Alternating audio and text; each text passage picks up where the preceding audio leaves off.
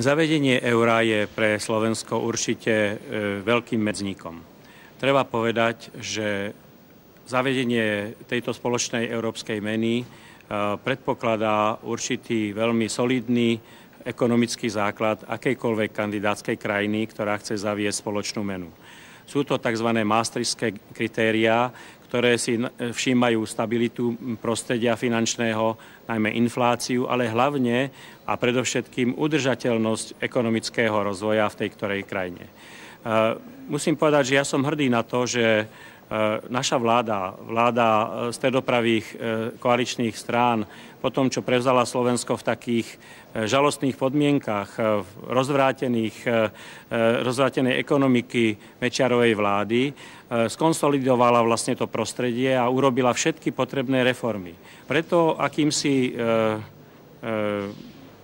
spoločným úsilím predošlej vlády a tejto vlády, ktorá našťastie nemenila veľmi tieto podmienky finančnícke, stalo sa to, že vlastne tie kritériá sme naďalej plnili a stali sme sa takým najlepším čiernym koňom na tej scéne spomedzi krajín, ktoré sa usilujú euro zaviesť. Je pravdou, že euro prináša stabilitu, prináša nové investície a prináša, by som povedal, aj dôveru zahraničných partnerov v naše schopnosti postarať sa o kapitál, postarať sa o zisk, postarať sa o kvalitnú zamestnanosť. Treba povedať, že Slovensko všetky tieto predpoklady má a preto je a bude zaujímavé aj pre partnerov zo zahraničia, pretože stále ešte máme zo všetkých európskych krajín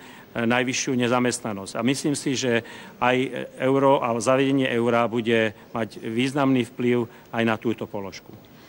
Často sa ma pýtajú ľudia, že či nebolo potrebné trošku počkať so zavedením eura. Či vlastne v tejto situácii, aj keď vidíme zdražovanie pohonných hmôt, zdražovanie potravín, či keď vidíme aj určité ďalšie makroekonomické súvislosti v Európe a vo svete, či vlastne je to správny moment na zavedenie.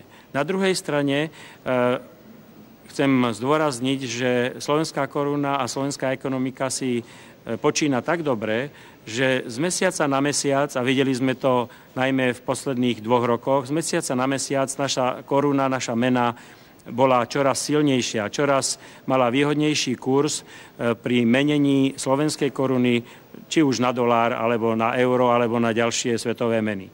A tu chcem zdôrazniť, že KDH bolo samozrejme pri tom, keď sme vyhlásili ešte spolu s SDKU a s ďalšími, že chceme zavedenie eura na Slovensku, ale KDH netvrdilo, že to musí byť práve teraz, v tomto období.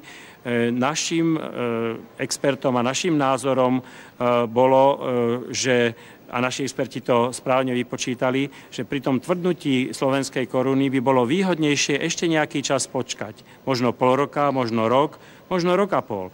Nikto nás nenútil pri takejto stabilnej ekonomike, akú na Slovensku máme, prijímať euro už v týchto dňoch. A tu chcem zdôrazniť, že dotkne sa to celkom iste najmä tých, ktorí sú odkázaní na malý príjem, dôchodcov, ľudí, ktorí žijú z životného minima, mladé rodiny, ktoré vlastne budú obracať to euro, ktoré potom po konverzii na ten kurz, ktorý bol stanovený, budú mať. Prepočítal som si aj ja, že napríklad takých 8 000 korún príjmu, čo má starší človek na Slovensku, keď sa prepočíta tým kurzom, ktorý bol teraz stanovený, 30,126 tisícin, tak bude mať určitú sumu. Keď som si ale povedal, že možno koruna mohla posilniť na 28 korún, alebo až na 26 korún a všetky predpoklady k tomu boli, a toto nie je nejaké prehnané tvrdenie, lebo česká koruna to robí, neustále tvrdne. Takýmto istým tempom tvrdne aj poľský zlotý, dokonca posilňuje maďarský forint. Takže tie predpoklady zlepšenia vyhliadky na lepšiu výmenu voči euru neskôr by boli aj pre slovenského občana dobré. Čiže a lepšie, oveľa lepšie. Čiže ja som takého názoru, že euro je už skutočnosťou. Bude to mať význam pre slovenskú ekonomiku, bude to mať význam pre malých a stredných podnikateľov. Najmä v turistike sa to môže veľmi dobre uplatniť, ale aj v iných oblastiach. Tu len chcem povedať, že to dnešné zavedenie eura je podľa môjho skromného úsudku trošku predčasné. Mohli sme počkať a mohli sme byť bohatší všetci, aj tí, ktorí majú lepší príjem, ale v prvom rade tí, ktorí sú na to odkázaní pracovať a mať teda ten príjem oveľa skromnejší. Treba povedať, že aj úloha nás politikov je vlastne chrániť tých, nie tých, čo sú bohatí a ktorí už sú, ako sa hovorí, na tom dobre, či už svojim umom alebo nejakými transakciami, koľko razy nedovolenými. Ale to je celkom druhá otázka. Ja len chcem povedať, že našou úlohou je starať sa práve o ľudí so stredným príjmom alebo so slabším príjmom, ako som povedal, o rodiny a o dôchodcov a o starších občanov, ktorí budú mať s prechodom na euro určité ťažkosti. Pýtajú sa ma tiež ľudia, že či je dosť informácií, či to budeme vedieť, či vlastne ten prechod na euro nebude pre nás veľmi obťažný. Treba povedať, že tá informačná kampaň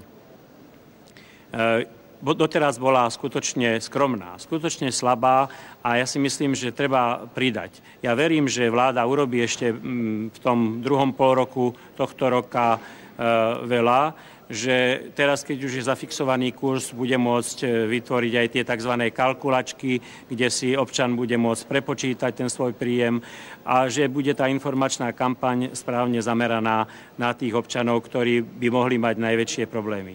Verím ale, že aj časť občanov, a to som si všimol pri rozhovoroch v teréne, že asi 1/3 Slovákov a Sloveniek stále nemá napríklad účet v banke.